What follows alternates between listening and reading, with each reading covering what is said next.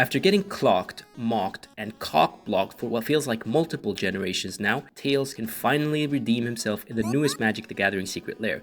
It is finally time for Tails to be taken seriously for once. So, I present to you the absolute format warping brokenness that is Miles Tails Prime. Okay, he flies. That part is at least accurate. And he turns vehicles into planes. I see what they did there. And if they are already planes, you get to draw one card. Wow. Okay, putting aside the fact that he's got the stats of a nervous intern and the power level of a damp napkin, I took it upon myself to try to make an actual good Tails deck. This is not I can switch Tails to another legendary creature, the deck will work the same. No, this deck version is specifically made to make Tails good. Yes, other legendary creatures like Shurikai can more naturally be your commander, but my intention is to have my boy shine. Looking at the card a bit closer, Tails triggers the card draw on enters, not on cast. It also doesn't say once per turn, which means that we can abuse it by having our vehicles enter multiple times per turn, drawing us a lot more cards. Thus, I've decided to force a Blink sub-theme in my version, Blink referring to the exile then return to play effects, to try to repeatedly draw cards while at the same time staying true to our core vehicle strategy. Also, since I'm going to be using a lot of vehicles for Tails to upgrade, I won't have room for much interaction. The fix? Well, the vehicles will be the interaction. Graveyard hate, removal, tutoring, animation, reanimation, all of these and more will be done by the vehicles, most of which will give us another card with Tails and hopefully repeatedly enter via the Blink sub-theme to reuse their ability. I'm actually pretty surprised at what I came up with, and the best part, you can get the whole thing for currently under $200, $150 if you make a few more sacrifices. Let's take a look. Alright, so now let's look at the actual deck list. I'm here in Moxfield. By the way, I'm going to leave you guys a link in the description of this video if you're interested in this list. But yeah, I have a ton of stuff to go over, so let's head straight in. First off, around $150 as of the making of this video for the actual deck. Obviously, if you take into account that some of the secret lair cards still don't have their Card Kingdom price, then it's going to be a bit more, but roughly around $200. I also have the deck divided in tags here, which visually look a lot better, allows you to have an idea of how much of every type of card you have to make the deck look a bit more visually interesting. So first off, let's head straight into the mana rocks. 10 cards, 10% of the deck, I think it's fine. You start off with Soul Ring, Azorius Signet, Mind Stone, Talisman of Progress, Felwar Stone, and Thought Vessel as the basic mana rocks. Also, we have Arcane Signet with this weird Rouge the Bat art here. We also have Gold Mirror and Silver Mirror as the on-color mirror creatures, which are signets but also allow you to crew your vehicles. And you can also use them in corner case scenarios where maybe you have to sacrifice an artifact as an additional cost. Next up, we have the co-pilots. These are going to be our non-token creatures that work well with Tails and the rest of the vehicles. We have Sid, a relatively new card. Vehicles cost 1 less to cast. He has flying on your turn. And for 2, you can tap him to return a vehicle from your graveyard to your hand. Very strong card, really good early, really good late. Allows you to basically return your vehicles, right? You're an artifact deck. You're going to be susceptible to stuff like Vandal Blast. You're going to be looting your vehicles away. They're going to be discarded. They're going to be destroyed. You're going to be cycling them, you're going to be sacrificing them. So this card is great for you to be able to loop. For example, Valor Flagship is a key component of this deck. I think you can loop that card around. You can return obviously most of your vehicles to replay them and reuse their abilities. Same with Hana. Hana is essentially the same thing, with the difference being that she costs 3 to cast, 3 to activate, and can also return enchantments. She is here mostly to return artifacts, but I do have some enchantments that you can loop with her. Also works very well with Valor's Flagship, like we mentioned. Next up, we have Abuelo. Now, you're not going to see this card in many other vehicle decks, but in this deck with Tails, he works really, really well. For 3 mana, you can exile another target creature or artifact. He also has ward, so he's harder to kill, but the main focus here is artifacts. You can blink out artifacts. That means you can blink out your vehicles, have them re-enter, and if you have Tails in play, you can draw more cards. And if they have any sort of enter the battlefield ability, you can, for example, draw cards with this. You can exile graveyards, you can create more tokens, you can basically remove creatures. So this card is great here. If there were any other cards around with a similar ability to try to make Tails even better, I would consider it. I was thinking of putting something like Astral Slide, but I'd have to add Astral Slide, add a ton of cycling cards, somehow be able to get the Astral Slide, and then I still have to turn the vehicles into creatures to be able to actually target with Astral Slide.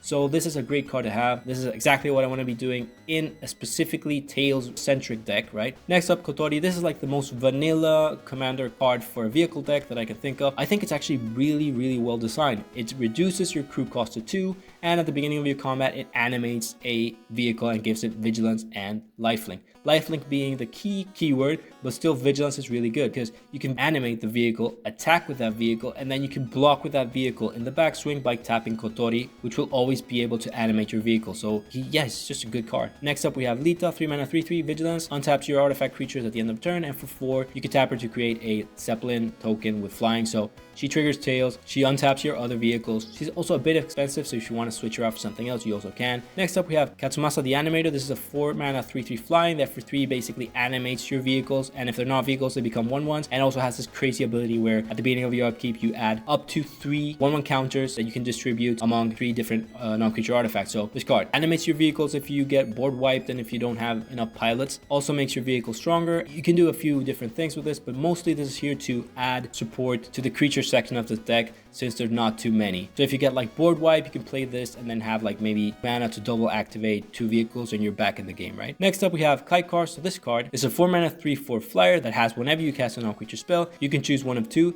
You either have the Abuelo ability for a creature or you create a 1/1 creature with flying. This card I wanted to add here because I want to have an additional support for the Blink sub-theme. It's not the best card to be playing in this deck since most of our non-creature spells are artifacts. Because I don't have that many instances, the way I see this working is, for example, you play Tails, you play this, you have a few vehicles, and then you maybe animate a vehicle with this card. So for example, you animate a Reckoner Bankbuster, you go to your attacks, second main phase you cast, for example, this thing, that triggers the KUCKLES to exile the Reckoner Bankbuster, reset the counters, and draw with Tails. So it's going to be like a second main phase thing. You're not going to be blocking mid-combat, casting an instant, transforming, and exiling, and doing all that stuff. You also have to take into account that you have to actually animate the creature. So it's not an artifact, it's a creature side of Abuelo.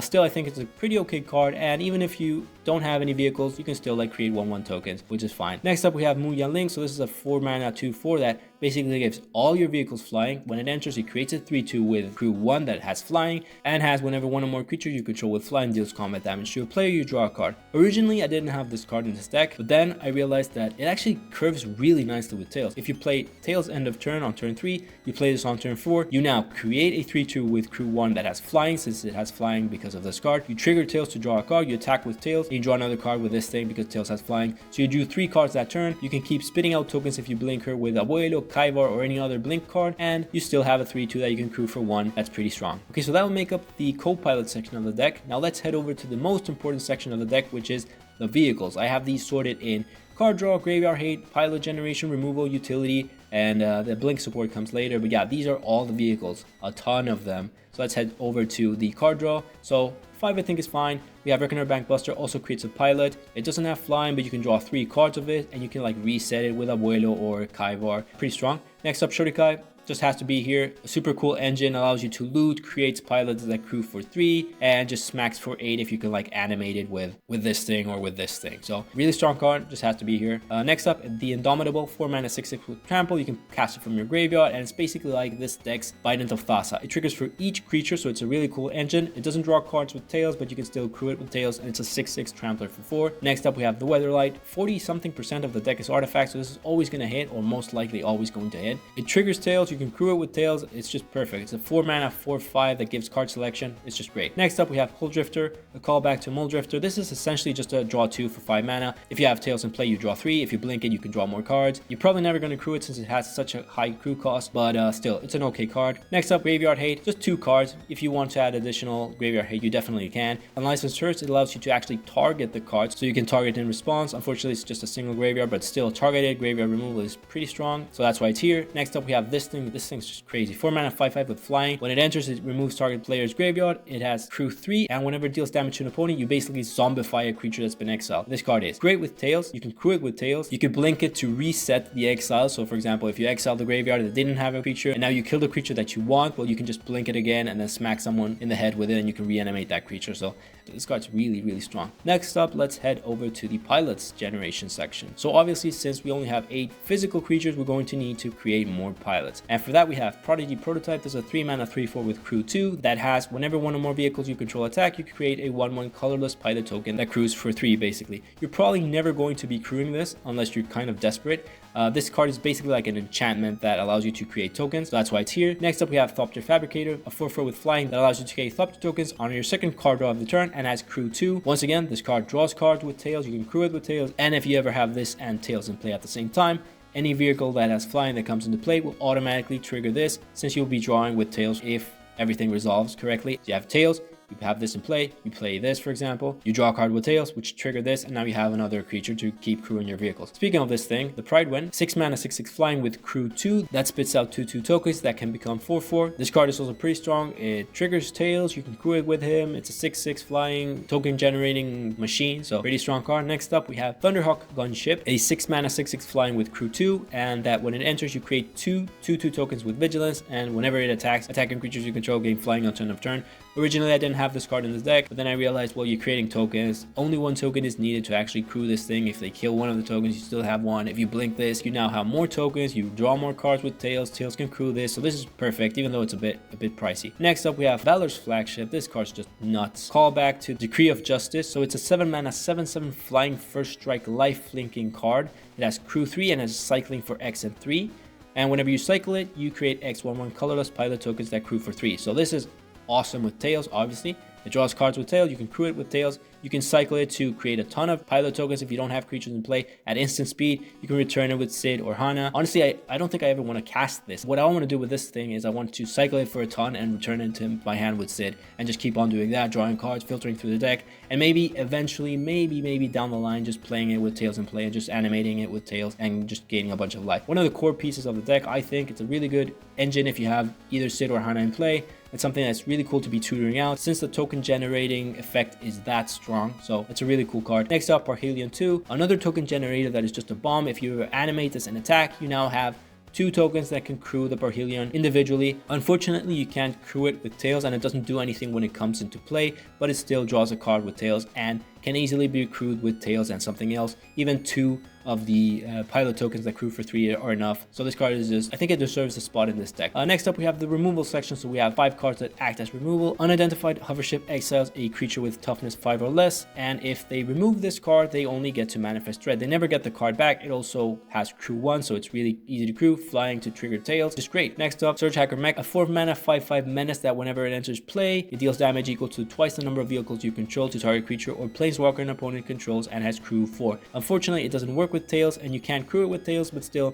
having it enter play and dealing, for example, 4 to 6 damage to a creature or planeswalker is still kind of strong, and you can also blink it out to keep repeating the effect. Next up, we have Mysterious Limousine, a 5 mana 4/4 that when it enters play or attacks, you exile up to 1 other target creature until this card leaves the play, and if you exile something, you return it back. So the idea behind this card is you can, like, for example, exile your own creatures. So you could do like turn 3 Unidentified Hovership, exile your creature, turn 4 play this, deal 4 to something else, turn 5 play this, exile your Hovership, and then if you ever attack with this, you can return the Hovership into play after exiling something else your opponent plays. So it's like a really interesting card. And I really did want to have more removal in this deck because it's very light with interaction. Next up, we have Possession Engine. This is a 5 mana 5/5 that basically mind controls a creature. So you gain control of the creature, you can't attack or block with that creature, but you can still use it to crew this card. And if they ever deal with this card, they get the card back. So this is a good card to, for example, steal your opponent's commanders. And with the Blink sub-theme, you can reset the card. So you can give them back a card and then grab something better. So you can, like, always threat having the possibility to blink this card to reset the card if your opponents ever play something stronger, right? And finally, we have Sky Sovereign. This card used to be a bomb in Constructed. 5 mana 6/5, just huge.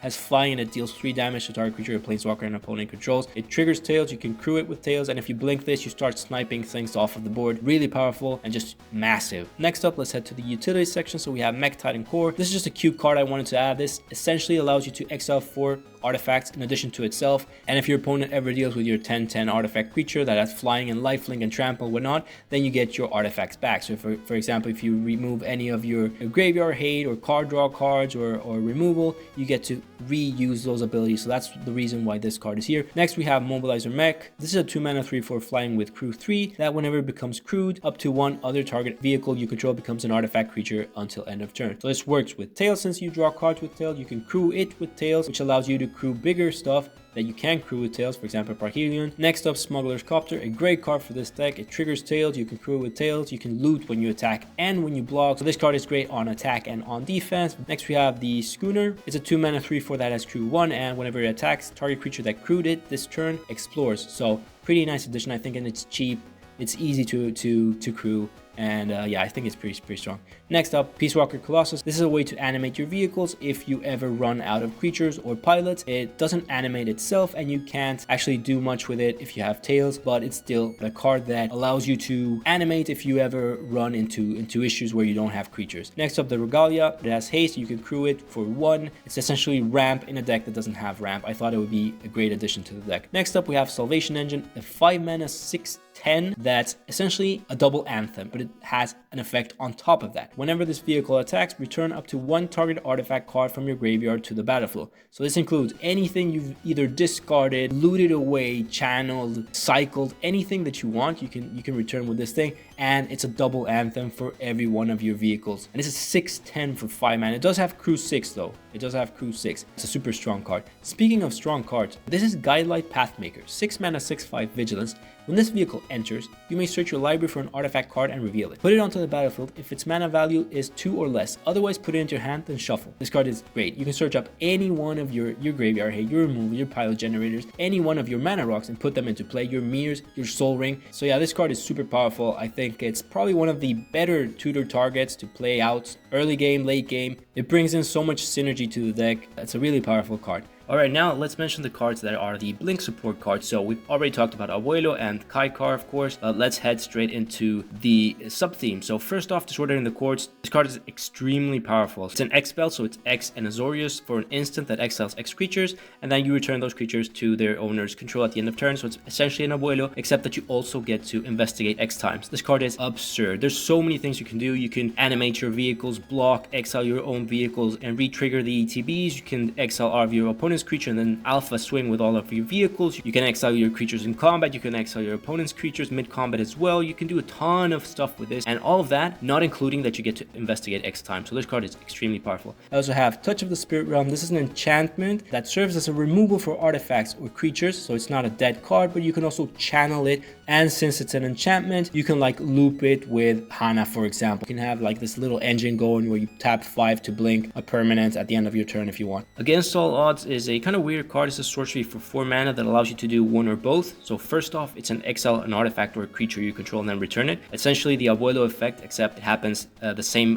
time, so it's not until end of turn. And then you can return a target artifact or creature with mana value 3 or less from your graveyard to play. So this is a card that allows you to bring back your Sid, bring back your Hana, bring back your Cygnus if they've gotten destroyed, your vehicles if they've gotten destroyed, if you've sacrificed anything. So it's a good card, not the best card either. There's probably a better effect, but I thought this was like an okay card to add. Next we have Cosmic Intervention. So this card is essentially just an anti-hate card. I think it's a good card on its own. It also kind of supports the Blink strategy a bit. You can play this for 4 or you can foretell it for 2 and essentially just blank like a Wrath or an artifact Wrath, right? Next we have Eldrazi Confluence. This card is absurdly powerful. We have the 8 mana rocks to cast it. The mirrors can't cast it because they add colored mana, but we also have 5 mana sources that can cast this card in the land section, and this card just great. I mean, so you choose 3, you may choose the same mode more than once. Target creature gets +3, -3 until end of turn. Exile target non-land permanent, then return it to the battlefield tapped under its owner's control, or create a 1/1 colorless Scion token that adds